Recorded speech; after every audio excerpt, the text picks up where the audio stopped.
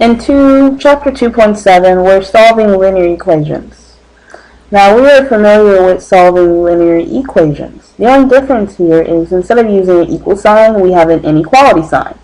It can be a greater than, or less than, or it could be a greater than or equal to, or less than or equal to. But either way, the steps are still the same. Step 1, we simplify. Step 2, we correct. And step 3, we isolate. So let's look at problem 78. My goal is to get x by himself. Well, who's in x's territory? There's this 2 right here, and there's this minus 5. I'm going to move the minus 5 first, so let's see. How do I move something that's being subtracted? I would add 5 on both sides of now the inequality sign. And still, I'm going to drop down this line just to separate the left territory from the right territory. Just to make sure you're remembering, whatever you do here, you have to do on the other side. So these cancel, and I end up with 2x. You still have that less than sign. What's 3 plus 5? Well, it's 8. So I have 2x is less than 8. Now, who's still in x's territory? The 2. And what's the operation between them? They're multiplying. So what's the opposite of multiplying? Divide by 2. And what you do on the left side, you must do on the right side. These cancel, and I have x is less than 4. So, any number less than 4, if I was to plug it back in for x, it would make this inequality valid. So let's try an example. What's a number less than 4? How about we try 0? So let's try x equals 0. We're going to plug it back into the equation. So let's try x equals 0. Now let's plug it back in. So 2 times 0 minus 5, and then we have the 3. I'm not going to write any, actually I'll write less than with a question mark. So what's 2 times 0 minus 5? Well, it's negative 5. Is that less than 3? Yes, it's true, it works. Alright, let's try a number that's actually greater than 4. For example, let's try 5. So x equals 5. And let's do the same thing. Let's plug it back into the original inequality. So 2 times 5 minus 5, is that less than 3? So what's 2 times 5 minus 5? 2 times 5 is 10. 10 minus 5 is 5. Well, is that less than 3? No, it's not possible. It's false. So this answer right here says x is less than 4. Any number less than 4, if I plug it back into the inequality, it will work. All numbers greater than 4 will give me a false answer. What about x equal to 4? What happens when I plug in x equals to 4? Well, there's no equal sign here. Therefore, let's do it right now in our heads. This would be 2 times 4 minus 5. That's 3. Is 3 less than 3? No, 3 is equal to 3. So even that would be wrong. Now let's see, how would I graph this? If I have a number line, I'm going to put 4 on it. Is it going to be a bracket or a parentheses? It's going to be a parentheses because bracket means include the number. And I don't have an equal sign right here, so I don't include it. So it's going to be a parentheses. It's going to be open to the left because it says x is less than. And I'm going to shade all of this over here, and I'll put an arrow on it. Now that arrow tells me this is going all the way to negative infinity, which means if I was to do the interval, remember an interval is going to be the minimum, comma, the maximum value. What's the smallest that x can be? It's less than 4. Who's that guy all the way over here? It's negative infinity. So negative infinity, comma, what's the maximum x can be? Technically it can be 4, but in this case it can't. So I still write the 4, but instead of writing a bracket, it's a parentheses. And remember, what always goes on infinity and negative infinity? Parentheses. So this is how it looks in interval notation. This is the graph, and that's the solution. Let's look at problem 82. So here's problem 82.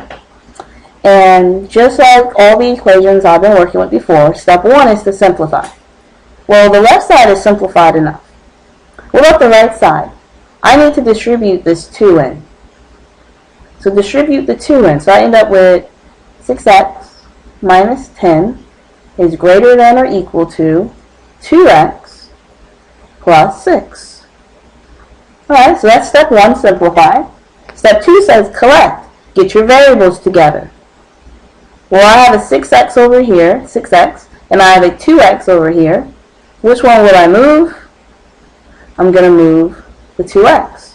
And it's a positive 2x, which means I'm going to subtract 2x on both sides.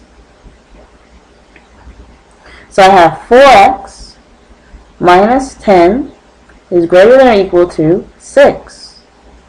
So I have my variable on one side. That makes me happy. Now I just got to get everybody away from him. So how do you move a minus 10? You add 10. You got to do the opposite. What's the opposite of subtracting? It's adding. So I'm left with, on the left side, 4x equals, well, what's 6 plus 10? It's 16. Now, what's my last and final step to solve for x? Oh, well, I messed up here. I put an equal sign. It should be greater than or equal to. There we go. So that's 4x, which means what's going on between the x and the 4? They're multiplying, which means I need to divide by 4. So I have x is greater than or equal to 4. And if I was to draw it on the number line, here's 4. Now, would it be a bracket or parentheses? This solution says x greater than or equal to 4. Greater than or equal to 4, which means it's going to be a bracket because I'm including the 4. The equal means include. So I'm going to make it a bracket, and it's going to open towards the right because it says x is greater than 4. So it's going to be all of these numbers right here. So let's shape that in and then put an arrow. That arrow tells me this is going off towards positive infinity. So if I was to do the interval, the minimum, comma, the maximum, what's the smallest that x can be? It's 4. And what is it going off towards? Positive infinity. Now notice here that there's a bracket, which means I need to have a bracket for my interval. You see how they match up? And with infinities, I always use parentheses. Okay, make sure you're practicing problems and let me know if you have any questions. A couple more problems from 2.7. So problem 84. What's step 1? What do we always do first? We're going to simplify, which means we're going to distribute. So we're going to distribute the 2 into this group, that's his group, and distribute the 4 into this group. So 2 times 2x is 4x, plus 2 times 4, which is 8, greater than 4 times x is 4x, plus 4 times 2 is 8, minus the 6. The 6 is still there. Alright, so on the left side I have 4x plus 8. They are not like terms, so that's good to go. On the right side I have 4x plus 8 minus 6. Well, the 8 and the minus 6, they're like terms. So let's put them together. So 8 minus 6 is plus 2. So I have 4x plus 8 greater than 4x plus 2. Alright, so step 1's done. So we're done simplifying. Step 2 says to collect your variables, put them together. So I have a 4x on this side and a 4x on the right side. They're both 4s, which means I can just move either one. And how do you move a positive 4x? You subtract 4x on the left side and on the right side. They cancel here, and I end up with 8 greater than 2. So the variables have been canceled out. Now you have to say to yourself, is 8 greater than 2? Is that a true statement? And the answer would be yes, 8 is greater than 2, which means the solution for this problem is all real numbers. It's a valid conclusion. And how would you write the interval? All numbers. So from negative infinity to positive infinity. And there's no point of drawing a number line for this one. Good. Let's look at number 85. So again, step 1 is to distribute, because I need to simplify. So I'm going to distribute the negative 2 into this group. So that gives me negative 2x plus 8 less than or equal to 3x plus 1 minus 5x. Alright, so on the left side, I do not have like terms, but on the right side, I do. There's a 3x and there's a minus 5x. So let's put them together. So negative 2x plus 8 less than or equal to, well, 3x minus 5x is negative 2x plus 1. So step 1 says simplify. That's done.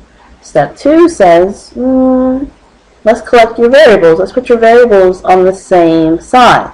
So here's a negative 2x, and here's a negative 2x. It doesn't matter which one I move, they're the same thing. So how do you move a negative 2x? You're going to add 2x, do the opposite. That's like saying minus 2x. So I'm going to add 2x on both sides of the inequality. Gone, gone. And I get 8 less than or equal to, gone, gone, 1. So we just canceled out the variables, and we end up with 8 is less than or equal to 1. Is this conclusion valid? So is this conclusion valid? Is that possible? Is 8 less than or equal to 1? The answer is no, which means your final answer is no solution. Or you can write the empty set, or literally the empty set. It's a set that's empty. Okay, make sure you're practicing these problems. Notice the difference between a no solution and all real numbers. This conclusion was invalid. There's no way 8 is less than or equal to 1, whereas this solution was valid. 8 is greater than 2. So this turned into an all real numbers, whereas this one turned into a no solution. So here's the last problem that we're going to work on from Chapter 2.7. It is a word problem, which we all love. So let's see if we can work it out together. It's problem 86 in the chapter review on page 206. I'm going to read it out loud. To pass a course, a student must have an average on 3 examinations of at least 60. If a student scores, can I speak? Let's start over. If a student scores 42 and 74 on the first 2 tests, what must be earned on the 3rd test to pass the course? Alright, so when solving word problems, we all get freaked out, we're nervous, for some odd reason, it's words. And we have a hard time distinguishing between words and math and working them out. 1 second. Excuse me, I sneezed. Excuse me. Alright, so step 1, when solving word problems. Well, you gotta actually understand what's the question that they're asking you. What are they looking for? So let's look back at number 86. It says, what must be earned on the 3rd test to pass the course? Which means, what are they looking for? They're looking for the grade needed on the 3rd test or exam. That's what they want. They want the grade. Alright? So the first thing is to figure out, well, what are they looking for? The next thing is to write down everything they gave you. What was given to you? Well, let's see. It says, to pass a course, a student must have an average on 3 exams of at least 60%. So they need to have a grade of 60 or higher. Good. It has to be an average grade. Now, how do you find average? Actually, let's take that back. Take that back. Okay, I'm back. Alright, so they told me that the average has to be at least 60.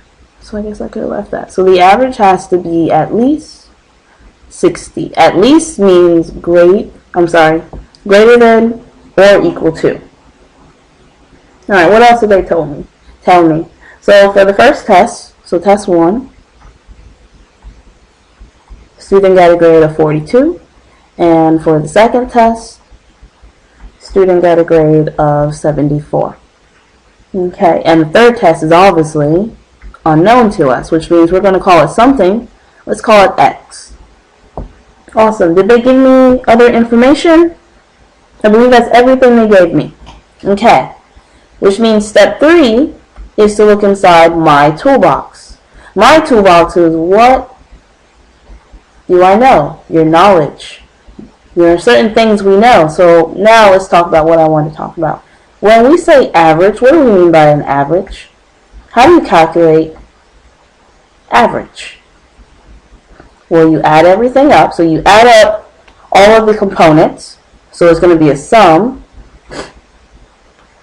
of, I'll tell you what, let's not call it sum up. Let's call it the total. Take the total, add up each piece, and divide by the number of tests. So how many tests are there? 3. That's how you calculate average. You're going to add them up and divide by 3. So they told me that the average, which is going to be 42 plus 74 plus x. Because remember, I have to add up all 3 tests. So 42 plus 74 plus x, divide by 3, because there's 3 tests, has to be what? Greater than or equal to 60. Now, using your toolbox. You knew how to calculate average. Average says just add them up and divide by the number that there are. Well, there's 3 tests. If I add them up, it's 42 plus 74 plus x divided by 3. Now we get to solve for x, which means step 4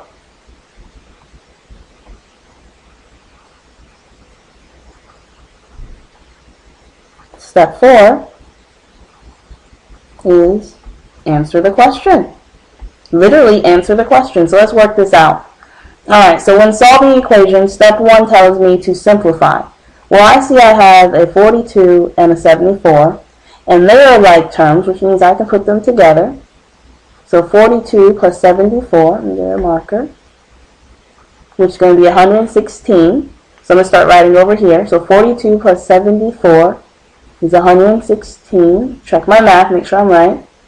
Plus x, divide by 3, greater than or equal to 60. Now I need to get x all by himself. Who's in x's territory? Well, there's 116 hanging out, and there's a 3. But notice, if I move the 1, how can I move the 116 when he is being divided by 3? Which means in order to move the 116, I have to move the 3 first. And the 3 is dividing. So what's the opposite of dividing? It's multiply, which means I'm going to multiply both sides of the inequality by 3. The 3's cancel here, and I'm left with 116 plus x greater than or equal to 180. Now I can start, I can move the 116. He's positive, which means in order to move him, I'm going to subtract him. So I'm going to subtract 116 on both sides. They cancel here, and I get x greater than or equal to 64. So what does it say? X was the 3rd test, right? Which is 64. This says, actually, let me make sure I write that right. Greater than or equal to 64. So this says in order for him to have an average of 60 in the course, he must make at least a 64 on the 3rd test. So if he made a 64, he'll have an average of 60. If he made a 70, he'll still have an average of at least 60. Okay, so with word problems, remember there's 4 steps that I like to use. Step 1, you got to realize what are they looking for, what's the question. Step 2, well, if they're going to ask you a question, they had to give you some information. Write down the information and be organized. Write it down and start labeling. And if they're looking for something and it's unknown, one second, my phone's ringing. Okay, sorry. If they're looking for something and it's unknown, well, make sure you label it a variable, x, y, z, whatever you're looking for. Step 3 says what is inside your toolbox. Well, how do we calculate average? In this problem, to calculate average, we did a sum. You add everything up and you divide by the number that there are. Well, there was 3 of them, so I added 3 tests up and I divided by 3. That's how we ended up with this inequality. And then step 4 says, well, now answer the problem. Work it out. Figure out what you're looking for. And if you wanted to, we should check this. So we could pick some numbers greater than 64, like 70. Plug it in for x right here and see if it works out.